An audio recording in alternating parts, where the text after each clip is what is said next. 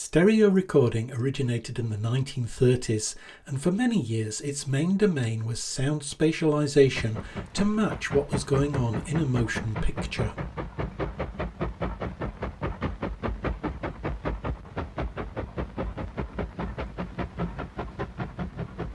Even though the first patent for cutting two channels of sound in the single groove of a record was awarded in 1933, it was not until the 1960s that this technology unlocked stereo for everyone. Widespread uptake of stereograms, then multi-component hi-fi systems, made it possible for music producers and engineers to spatialize the listener's experience. Popular musicians who'd achieved their breakthrough in mono would at first be mixed in afterthought stereo with crude spatialization, maybe vocals left and instruments right, but quickly the mixers became more sophisticated, mimicking the arrangement of the band you might see on a stage, or swirling musical elements around the listener. The ancient alchemy of antiphony, where call and response are spatially separated, was now available. I just need someone to love. Could it be anybody? I want somebody to love. Oh, I get by with a little help from my friends. For orchestral music, the first approach was to mimic the layout of an orchestra in a concert hall. There are many online sources describing how configuration of the orchestra developed over the 17th to 20th centuries. See the description of this video for some links. By mid-20th century, there were two well-established models, both having percussion at the back, brass and woodwind further forward, and strings at the front. The key difference was the arrangement of the strings. Either the first and second violins were placed stage right and stage left, or they were put together.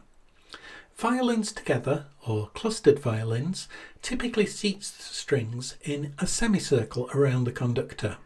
Clockwise from 9 o'clock it goes first violins, second violins, violas, cellos, basses behind the cellos.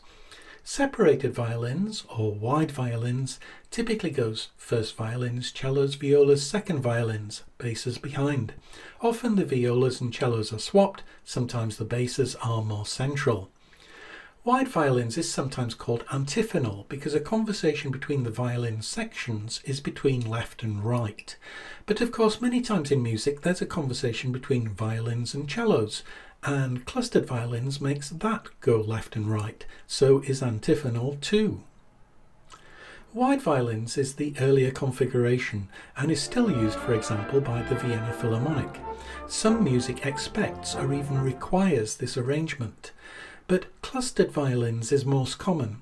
It allows better tone matching between first and second violins because they're both pointed towards the audience and the conductor. A record producer wanting to mimic the concert hall didn't just have these two precedents. Many other orchestral arrangements have been tried, either on the composer's say-so, as part of what the music meant, or by conductors seeking to give audiences a better, or at least different, experience. But most producers went with one of the two standards. A 1968 exchange of letters in the pages of Gramophone magazine asked why the older wide violins arrangement wasn't adopted universally for recording. As Sir Adrian Boult said, "I want to know whether your readers would like to hear most of their treble sound coming from the left speaker and the bass from the right, or whether they want a balanced whole.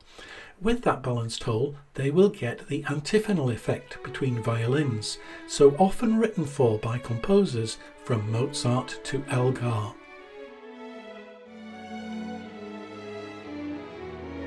Still, choosing an orchestral arrangement is only the first part of the job. Where is the listener going to be placed? Somewhere near the centre line of the concert hall, presumably, but how far away? Should you, for example, give the listener a conductor's ears experience by reproducing the sound that would be heard here? Or perhaps a front row experience? Or is that still too close? Should they be further back? Conductor's ears gives widest separation, so maybe that's best for hearing the detail between instruments, but it doesn't always work that well. For example, a whole class of orchestral works are concerti, where there's a soloist, usually placed somewhere like here. So this, for example, is the conductor's ear's experience of a piano concerto.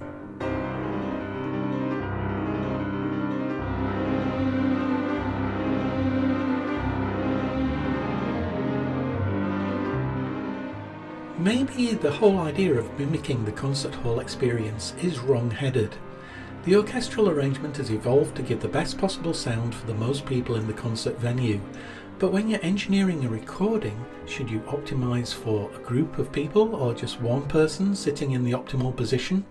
Then assuming you as producer decide on a spatial design that serves the music, how do you, as sound engineer, actually achieve the sound? The whole thing starts with recording the instruments. Again, there are many references about this in the description of this video. A recording ends up capturing not just the sound of the instruments, but the acoustics of the recording space too. What's more, if you want a violin section to sound like a violin section, you really need to record a violin section, not just a single violin a dozen times. Sample libraries for DAWs have a profusion of microphone positions, recognizing that you need different types of recording for the overall blend of a section and for individual instrument detail. Combining all these sources then requires recording engineer type skill and patience. This channel is about using MuseScore and Musesounds. No sophisticated choices of mic positions here. The way the sample libraries were recorded is not well documented, but the blurb does make some intriguing claims. For example, sections were recorded in situ within their traditional seating. Let's see if we can distinguish the recording context of the first and second violins in 4 popular libraries. Probably best to don headphones. I'll show you the setup at double speed. I'm creating 8 staves to assign to first and second violins of each library. I'm going to install each of the appropriate first and second violins in successive slots. So it'll be the free first and second, followed by Cinesamples first and second, then Berlin, otherwise known as orchestral tools, and finally Spitfire Symphonic. And then each library is going to play 4 notes. Middle C first violins, middle C second violins. We'll be able to judge the difference in timbre and spatialization for that note on the violin's G string. Then they'll play a highish G first violins, same highish G second violins. See if pitch makes a significant difference. So I'm setting up that sequence of 4 notes for the free violins at the top, then copy and repeat the sequence for Cinesamples, then for Berlin, and finally for Spitfire. Let's take a listen.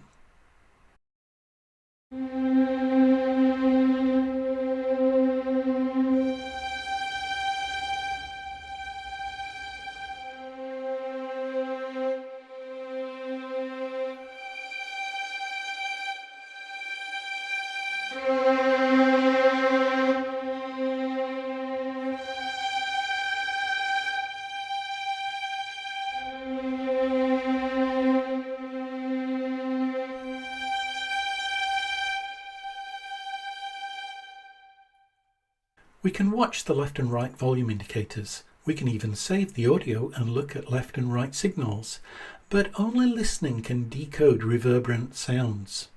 I don't have recording engineer golden ears, but my take is that Cinesamples, Berlin and Spitfire are recordings of clustered violins. But the free violins, both first and second, seem to be centered, which is great. I have other reasons for preferring the free strings to the alternatives. See my video comparison linked in the description. And having them centered means we can choose between wide violins and clustered violins simply by twiddling the pan controls. That's not very nuanced, but as producer or performer or arranger, it focuses you on the spatial design rather than perfecting realism. There are 2 things that spatial design does for music. One is simply it adds a dimension to make the texture, the counterpoint, the instrument conversations clearer. So there's no single best answer as to how to arrange the orchestra. It's music driven.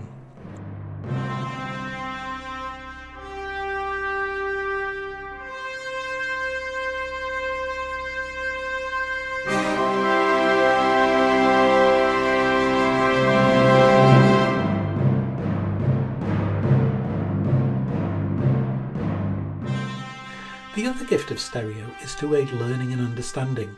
For example, you can reveal the detail of a solo if you displace it from the accompaniment. You can help listeners follow individual voices of a fugue by spacing them as if they were singers on a wide stage rather than overlapping stretches of notes on a keyboard. On these lines, I'm going to try an experiment, marking up a score, tipping it on its side, then arranging the orchestra in score order. Does this help in following the structure of the piece? Let's find out next time.